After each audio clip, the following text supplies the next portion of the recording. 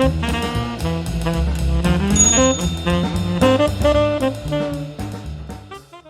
everybody.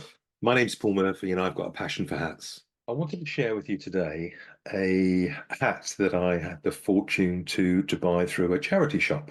It's something that I do occasionally, but mostly online rather than physically going into the stores themselves. But they're a great source of finding classic hats. And this one is a Borsalino. It's an Italian hat, and it's made of a material called Nutria. Now, this is a material that not so many people have heard of, but it's actually um, from a rodent from South America that's related to a beaver. So a very high quality material that's produced at the end of it.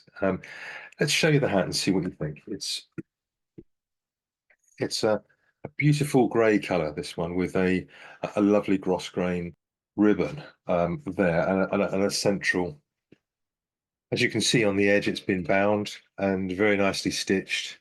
So, I mean, this is a 1983 hat, so a very high quality hat, one that doesn't look as though it's ever been worn. I mean, when you look inside, that looks amazingly fresh. And as you can see, it looks as though it's come from a site in, I think that says Paris, but not quite sure. Yeah, there we are, Nantes, and um, it's of this Nutura material. And inside, let's see if I can get the.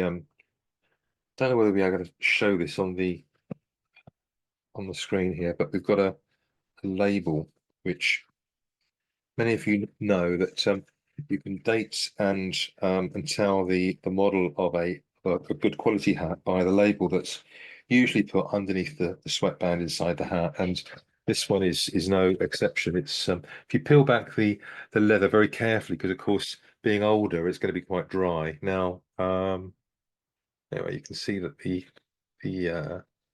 label is in there. Not quite sure if you can see the actual model, but no, it's not coming out very well.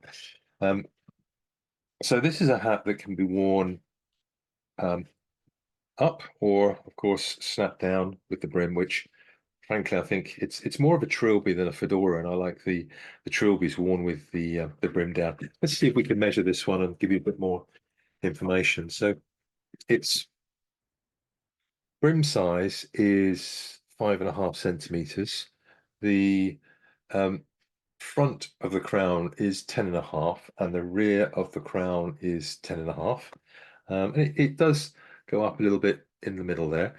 The ribbon is a healthy 4 centimeters wide, and it looks pretty cool, I think. And inside you can see beautiful leather and lovely silk interior there. I am quite often asked, what do we clean the leather with? Because obviously, when a hat has been worn quite a bit, you can get stains there from perspiration and even from things like sun cream and that sort of thing. So I use a leather cleaner in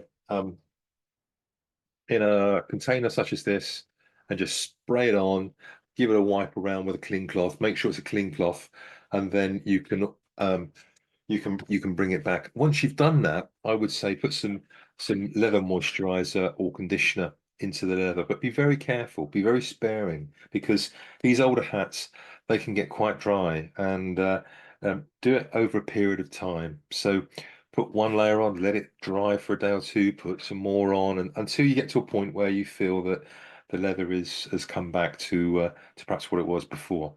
So let's have a look and see whether this one fits. I think it does. So let's try it on just to show you what you're in for. Okay, so